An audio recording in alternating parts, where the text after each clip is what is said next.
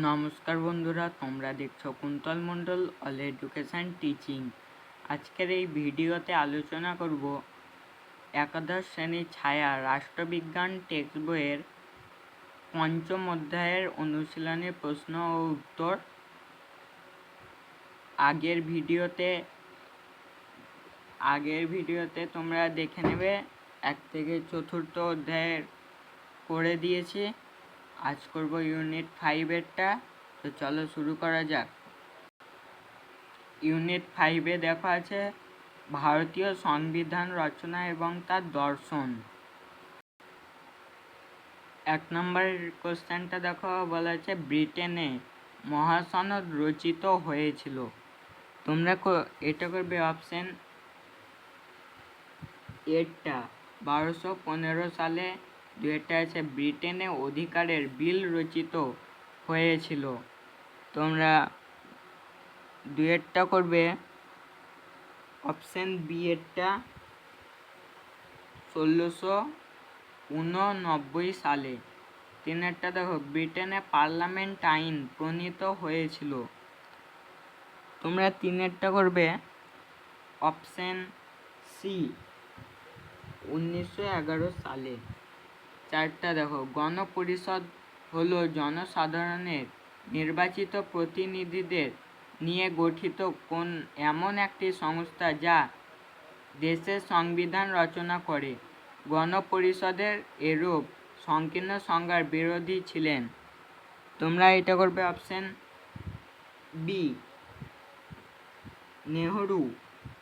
পাঁচেরটা দেখো ভারতের গণপরিষদের মোট সদস্য সংখ্যা ছিল।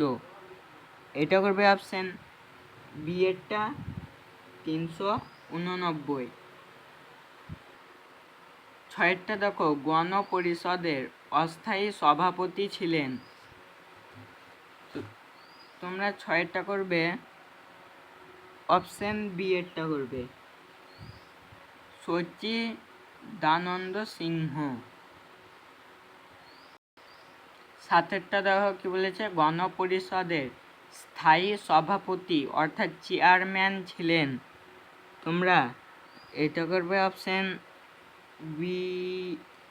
বি এরটা করবে রাজেন্দ্র প্রসাদ। আটেরটা বলা আছে গণপরিষদ কর্তৃক রচিত সংবিধানের মধ্যে স্বাধীনতা সংগ্রামের চিন্তা ও চেতনা এবং জনগণের আশা আকাঙ্ক্ষা প্রতিফলিত হয় উক্তিটি করেছেন। আঠেরটা করবে তোমরা অপশন বি এরটা করবে জওহরলাল নেহরু। নয়টা বলা আছে গণপরিষদের প্রদেশগুলির জন্য বরাদ্দ মোট আসনের সংখ্যা ছিল। তোমরা এটা করবে অপশন ডি এরটা করবে 296টি। ঠিক আছে। এবার 10এরটা দেখো বলেছে গণপরিষদের প্রদেশগুলির জন্য বরাদ্দ মোট 296টি আসনের মধ্যে কংগ্রেস বিজয়ী হয়েছিল। তোমরা এটা করবে অপশন ডি 208টি আসনে। 11টা বলা আছে 1947 সালে ভারত বিভাজনের পর গণপরিষদে কংগ্রেসের আসন সংখ্যা বৃদ্ধি পেয়ে দাঁড়ায় শতকরা। তোমরা 11টা করবে অপশন বি 82.86 ভাগে। 12টা দেখো দুঃখ দারিদ্র্যের অবসান ঘটানো, বৈষম্য ও শোষণের বিলোপ সাধন এবং সুন্দর জীবনযাত্রার উপযুক্ত পরিবেশ সৃষ্টি করাই হবে গণপরিষদের লক্ষ্য। এই মন্তব্যটি করেছেন। এটা করবে তোমরা অপশন সি এরটা রাজেন্দ্র প্রসাদ। 13টা দেখো গণপরিষদের প্রধান কাজ ছিল এমন একটি খসড়া সংবিধান রচনা করা যা সামাজিক বিপ্লবের চূড়ান্ত লক্ষ্য পূরণ করবে। মন্তব্যটি করেছেন। 13টা করবে তোমরা অপশন বি এরটা করবে 13 গ্রেনভিল অস্টিন। 14টা আছে গণপরিষদের প্রথম অধিবেশন শুরু হয়। এটা করবে অপশন বি এরটা 1946 সালের 9ই ডিসেম্বর। এবার পরের প্রশ্ন 15টা বলা আছে, গণপরিষদের প্রথম অধিবেশনে উদ্দেশ্য সমূহ সংক্রান্ত প্রস্তাব উত্থাপন করেছিলেন। এটা করবে তোমরা অপশন বি এরটা, জওহরলাল নেহরু। 16টা দেখো, গণপরিষদকে ভারতের কেবল একটি বৃহৎ সম্প্রদায়ের প্রতিনিধিত্বকারী সংস্থা বলে চিহ্নিত করেছিলেন। 16টা করবে অপশন এ, উইনস্টন চার্চিল। 17টা দেখো, গণপরিষদের খসড়া কমিটির সভাপতি ছিলেন। 17টা করবে অপশন বি এরটা করবে বি আর আম্বেদকর। 18টা দেখো, ভারতের সংবিধান গৃহীত হয়েছিল। এটা করবে অপশন এ, 1949 সালের 26শে নভেম্বর। এবার 19টা দেখো, ভারতের সংবিধান কার্যকর হয়েছিল। এটা তোমরা করবে 19টা,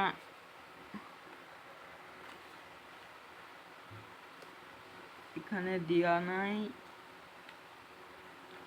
অপশন সি এরটা করবে 1950 সালের 26শে জানুয়ারি।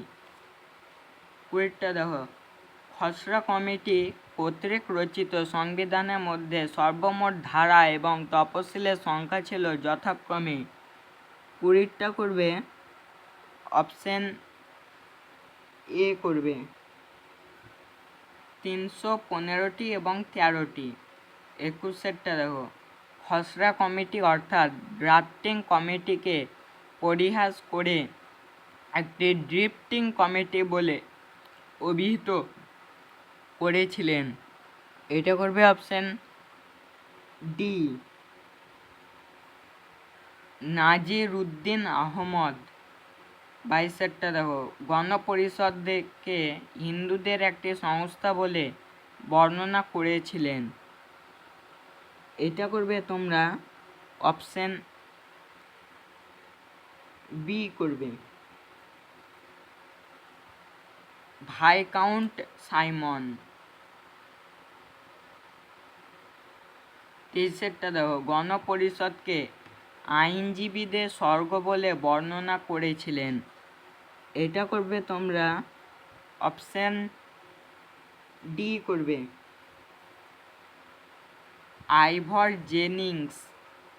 এবার 24টা দেখো, গণপরিষদ কর্তৃক রচিত সংবিধানের লক্ষ্য ছিল প্রায় সবটাই রাজনৈতিক, তার সামাজিক অথবা অর্থনৈতিক লক্ষ্য বলে আদৌ কোনো কিছু ছিল না মন্তব্যটি করেছেন।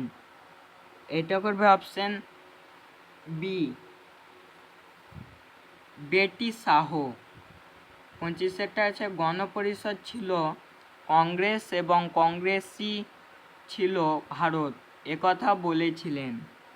এটা করবে অপশন সি গ্রেনভিল অস্টিন।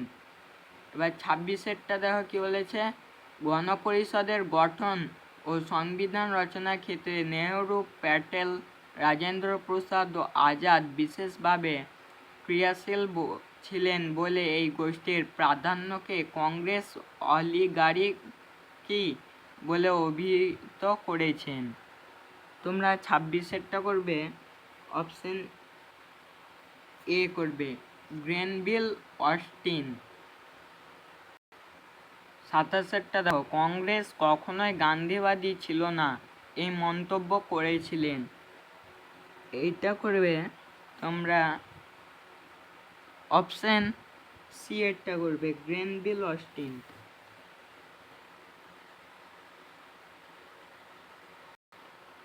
28টা দেখো, ভারতের সংবিধান পুঁজিপতিদের কাছে মহাসনদ হলেও দেশের লক্ষ লক্ষ দরিদ্র শ্রমজীবী ও খাদ্যবস্ত্রহীন মানুষের স্বার্থ রক্ষার কোনো ব্যবস্থাই তাতে নেই এই মন্তব্য করেছেন।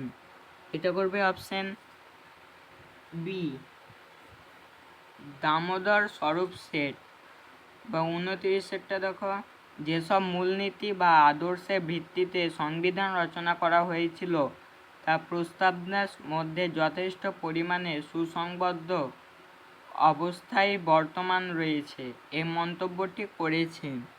এটা করবে অপশান ডি কে সুব্বারাও। নিচে দেখা আছে fill in the blanks type. একটা বলা আছে গণপরিষদে সাধারণের জন্য ড্যাশ আসন ছিল, এটা করবে তোমরা অপশান ডি করবে 292টি। দুইটা বলা আছে গণপরিষদে মুসলমানদের জন্য ড্যাশ আসন ছিল, এটা করবে তোমরা অপশান এ করবে 78টি। তিনেরটা আছে গণপরিষদে শিখদের জন্য ড্যাশ আসন ছিল, তিনেরটা করবে অপশান বি এরটা 8টি। চারটা বলা হচ্ছে তদানীন্তন কংগ্রেস সভাপতি ড্যাশ এর প্রস্তাব ক্রমে পরিষদের বয়োজ্যেষ্ঠ সদস্য সচ্চিদানন্দ সিংহকে গণপরিষদের অস্থায়ী সভাপতি নিয়োগ করা হয়, এটা করবে চারটা তোমরা করবে অপশান ডি এরটা করবে জে বি কৃপালানি। পাঁচেরটা দেখো গণপরিষদের স্থায়ী সভাপতি হিসেবে ড্যাশ নিযুক্ত হন, এটা করবে অপশান বি রাজেন্দ্র প্রসাদ। ছয়টা দেখো গণপরিষদ গঠনের জন্য প্রাদেশিক আইনসভাগুলির নির্বাচনে ড্যাশ শতাংশ মানুষের ভোটাধিকার ছিল, ছয়টা করবে তোমরা অপশান এ 14। সাথেটা আছে গ্রেনভিস অস্টিন মন্তব্য করেছেন কংগ্রেস কখনোই ড্যাশ ছিল না, এটা করবে অপশান বি গান্ধীবাদী।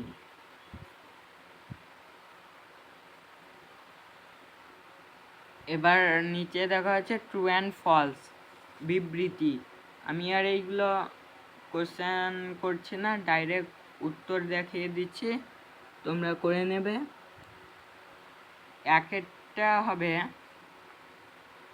একটা করবে তোমরা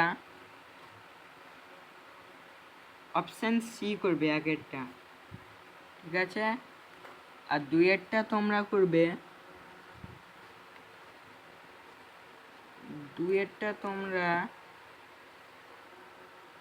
অপশান বি এরটা করবে। এরপরে দেখো তিনেরটা করবে তোমরা অপশান সি, আর চারেরটা তোমরা করবে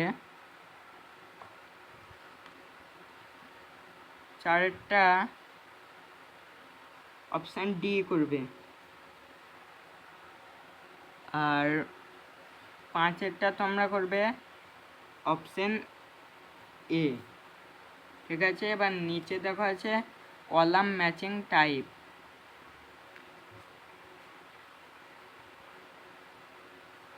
একটা তোমরা করবে অপশান সি এরটা হবে রাইট অ্যান্সার, ঠিক আছে। আর দুইয়েরটা তোমরা করবে অপশান এ করবে দুইয়েরটা। এরপরে দেখা আছে অ্যাসারশন রিজনিং টাইপ। একের বিবৃতির উত্তরটা তোমরা করবে অপশান এ করবে আর এবং আর উভয়ই সত্য এবং আর সঠিকভাবে এর যুক্তি ব্যাখ্যা করে। আর দুইয়ের উত্তর তোমরা করবে অপশান এ করবে এ এবং আর উভয়ই সত্য এবং আর সঠিকভাবে এর যুক্তি ব্যাখ্যা করে। নিচে আছে ডিয়াগ্রাম বেস টাইপ। একটা কি বলা হয়েছে সংবিধান রচনার খসড়া কমিটির সভাপতি কে ছিলেন, এটা করবে একটা অপশান সি এরটা করবে।